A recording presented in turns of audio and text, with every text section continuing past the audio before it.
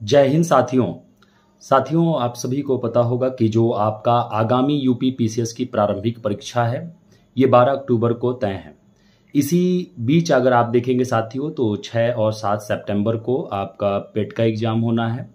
फिर 13 सितंबर को आप देखेंगे साथियों बीपीएससी का एग्जाम होना है। साथियों मैं आज क्लास ले रहा था और क्लास के लिए मैं आपके लिए बहुत मेहनत करता हूँ। रात रात भर मैं जग करके कंटेंट बनाना होता है। कंटेंट को किस तरीके से मैं आपको पढ़ाऊँ कि कंटेंट एकदम आपको समझ में आ जाए। मैं चाहता हूँ कि साथियों आपका सिलेक्शन हो।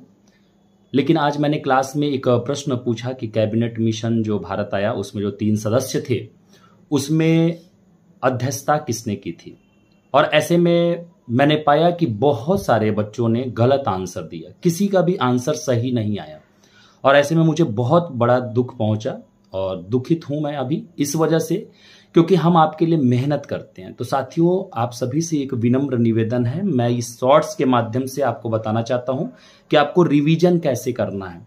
साथियों आप कोई भी एक कंटेंट उठा लो, चाहे आप किसी भी कोचिंग से पढ़ रहे हो, चाहे आप अपना खुद से जो शॉर्ट नोट्स बनाए हो, आप उसी से मल्टीपल टाइम रिवीजन पे प्लीज फोकस करो। आप जब आप मल्टीपल टाइम चीजों को रिवाइज करते हो ना तो आप देखोगे कि चीजें आपके धीरे धीरे जहन में बस जाएंगी। और ऐसे में बहुत सारे साथियों ने कहा कि सर हम एक बार तो नई क्लास पढ़ लेते हैं बट अगेन उस क्लास को मन नहीं करता है कि मैं एक बार रिपीट करके रिवीजन कर लूं।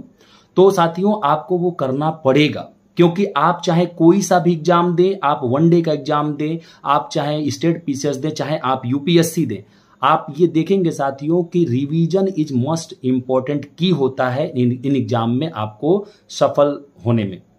और साथ ही साथ साथियों जब आप रिवीजन करते हैं तो आप देखेंगे कम से कम कंटेंट को जब आप मल्टीपल टाइम रिवीजन करेंगे और एट द लास्ट टाइम पे अगर आप उन क्वेश्चन के माध्यम से उन्हें प्रैक्टिस करेंगे तो आप देखेंगे साथियों आप कम कंटेंट पढ़ करके भी सफल हो जाएंगे। वरना साथियों वही वाला हाल होगा, कब 1 साल 2 साल 5 साल 10 साल गुजर जाएगा और एक ऐसा समय आएगा कि आप थक हार करके बैठ जाओगे और आप फिर किस्मत को कोसने लगोगे कि भाई शायद मेरी किस्मत साथ नहीं दे रही है।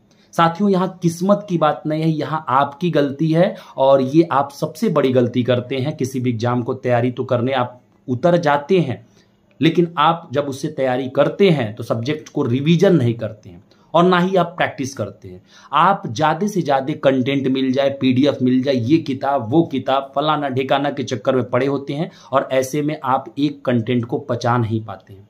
आप वही हाथी को आप देखेंगे कि एक बार में ही खाने का प्रयास करते हैं। तो साथियों आप सभी से हाथ जोड़ करके विनम्र निवेदन है, आज मुझे बड़ा दुख पहुंचा था कि हम आपके लिए इतना मेहनत